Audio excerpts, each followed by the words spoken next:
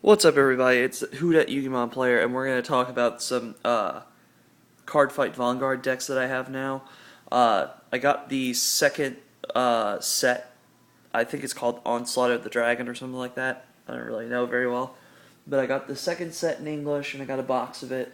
So we basically have multiple different decks now that can be almost complete. We have Spike Brothers, which is like the number one deck that I've wanted to make because the idea of the deck is incredibly fun, and it's very fast. So we have Spike Brothers, we have Grand Blue. A lot of the stuff came from the second set, which is actually quite interesting. That a lot of the cards in the first set were the basics, but the second set gave you the tech cards that are going to be like how you win games. The third deck we have Royal Paladins, we have Nova Grapplers, we have Kageros, and we have Oracle Think Tanks. Right now, the decks that I want to concentrate on are Spike Brothers. I only need like 4 cards in Royal Paladins for it to be complete, and Kageros. The side projects of mine are the Grand Blue, because I play a lot of Yu-Gi-Oh! And if you know Yu-Gi-Oh!, there's a deck called Lightsworns. This deck mills like crazy. Joke Giro 9 wants me to finish the Nova Grapplers, because he's been like wanting to play this for a while, and one of my friends wants me to use the Oracle Think Tanks, because I used it in a game once, and it was just like, I had everything I needed in hand. So yeah, we're going to go over the styles of the decks right now, and then I'll make new videos so that I can show you the specifics of the decks. Basically, the entire idea of Spike Brothers is that they are a football team, okay? And when I say they're a football team, I mean these guys are a football team. Because look at this guy. He is the coach.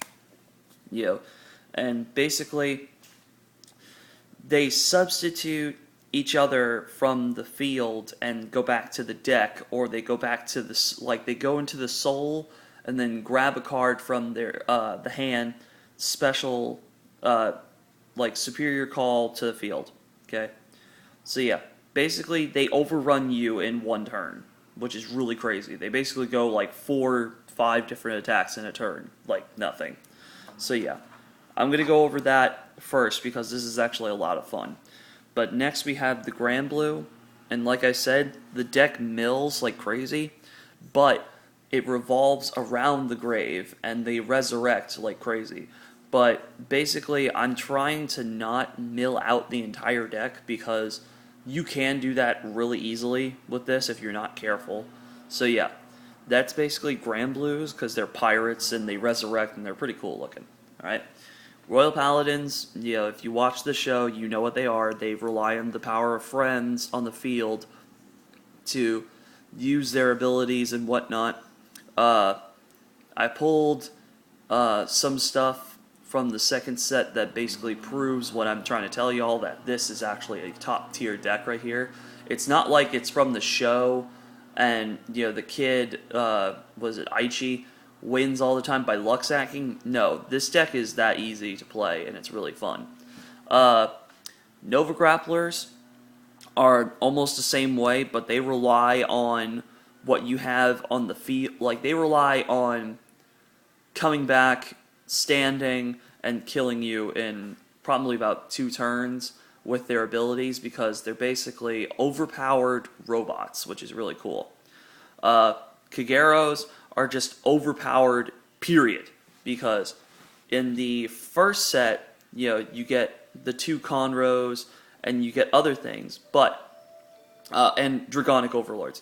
But the second set, however, came out with the Blazing Core Dragon, which basically says, hey, I have all of this, I have all of this damage, and I have all of these cards in the soul. I'm going to retire a card.